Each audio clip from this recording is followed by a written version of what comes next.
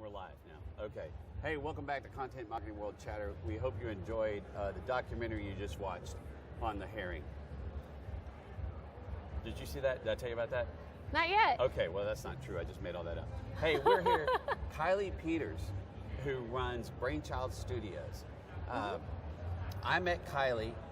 I'm talking to you, but I'm actually, look, we met earlier this year at another conference in Boston. Yep. You were speaking at a conference in Boston, and I went to hear a session, and then I was like, full disclosure, I was like, I need to talk to you more about this, because you're incredibly bright and have some really good questions, so you know how to think through things. Well, I'm super funny too. And that's what the improv background, I think, is where we bonded. Yeah, for an sure. Appreciation for Del Close and long form improv.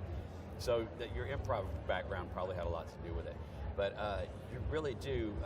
I just love how you go about asking questions to help people figure out what their brand is and how to market.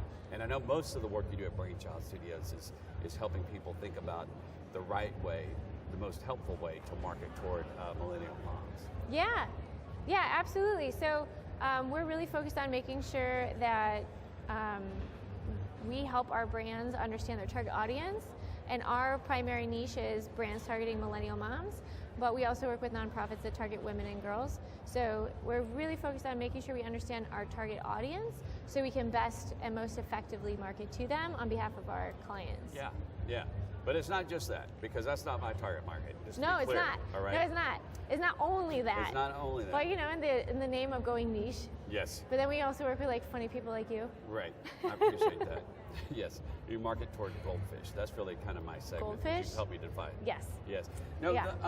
And you'll throw these questions at me like, "Oh my gosh, why didn't I think?" That's a brilliant question, And anyway, you can apply those, I think, to all different kind of segments. Well, I think it's a matter of listening, honestly, which is an improv, principle. Listen and yes and ask questions.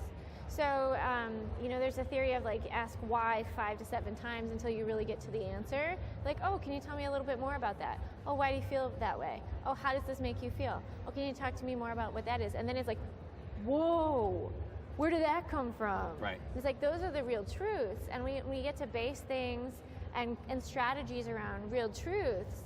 That's when they start to resonate more. Okay, but you make it sound very simple. I mean, you have a particular gift at getting into the kernel of things that people may not, who've been working in this for decades, may not even think about. I think that's what's caught me off guard a couple times.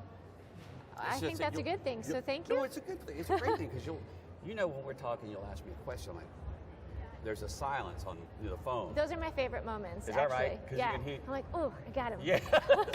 I'm like, one for Kiley. That happens a lot. I'll sit there and I'll think, dang, wait a minute. And it takes me a while to just even step into the truth of all that. And now you've kind of just totally flipped this assumption that I've had that's kind of has held me back for a long time. And you just totally flip it. And I'm like, wait a minute. So, I don't know. I think that's probably your little gift. Well, thank you. I try really hard to bring a unique perspective, one that's like very, very much so rooted in empathy. You talk to anybody who knows me and they'll be like, oh, Kiley has all the feels. And I think that's really helpful when you're trying to build authentic relationships with people, with consumers, with brands, whoever it is.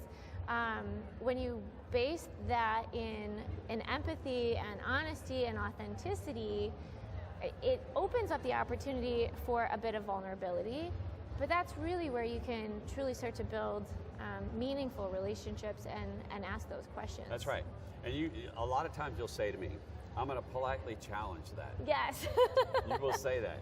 And I think more of us need to do that. I think more of us need to, I think we got to get caught up in being polite and maybe not get into the challenge part, And I think that really, I think for friendships and relationships, I think that's critical. So, and even in business relationships, to say, well, wait, what if we did it this way? Well, I mean, let's be honest. That's how you come up with like the best ideas, right? Is when everyone gets a chance to like toss in their 2 cents, right. And then you go back and forth and you kind of work on refining that. And I think when you eliminate the opportunity to politely challenge, you're kind of doing everyone a disservice by just being like, oh yeah, that was your idea? Okay, moving on. I don't care enough to ask further questions. Let's just keep moving. Right. But yeah, I do like to politely challenge because, especially as we get into certain conversations, it is a level of vulnerability, and so you don't ever want to betray anyone's trust in those conversations, but you're always coming at it from the angle of meaning well. And so that's why I use that term, politely challenge, because I want to, one, thank you and whoever it is I'm having the conversation with for opening up with me. But then I'm just going to push you a little bit further past your comfort zone and see what might lie on the other side there. Okay. And I got to imagine that probably is one of the pieces of the work that you do with brands that gives you the most joy. Am I? Oh my gosh, it's the most fun. It's so fun. I really enjoy having authentic conversations and having those good old heart-to-hearts. And you come out and you're like, I'm exhausted, but I feel so whole. It's like I need a nap, but this was great. And getting to do that work with brands it's the same type of feeling. Getting to dig in and ask questions and really try to understand their challenges and the problems they're running into, and maybe the problems they didn't even know that they were running into. Right. That happens all the time. But the fact that they're willing to open up and break down those walls and open up those doors and be like, oh, okay, I trust you that you're not going to take advantage of this or you're not going to make me regret this, is so rewarding. And I want to do everything that I can to make sure that I protect that trust and dig in there. And then when we all come out on top. Right. And it's just so exciting. It's like this revolution of oh my gosh, that was the clarity I've been seeking. Yeah. So it's very fun. Yeah. How does that typically start? How do you start a relationship with a client like that? Because you can't, if you don't know them, it takes a little while to kind of get into this discussion, right? Yeah. Well, or you just ride escalators and take selfies with them. It worked for us. Yeah, that worked for us. It did. No, honestly, it's just kind of about trying to open up those conversations where they feel like they may be appropriate. Sometimes people are seeking out solutions, and other times they're not. And so you kind of you can't necessarily force somebody into a position that they're not ready to dive into. Right. So oftentimes what happens for us is when I start to talk to a client or a prospect, I'm just really trying to ask questions and understand where they are. Where are you now? Where are you trying to go? What are the things that you're running into? Because a lot of times clients will come to me and they'll say, okay, well, this is the thing I need you to do. And it's like, so I hear you. Yes. I'm going to just put that right here for 1 second. Right. I want to take 3 steps back and talk about how we got there. What are truly the challenges you're running into? Because I think as a society, we're so quick to be I have a problem, that's the solution, duh, okay, moving on.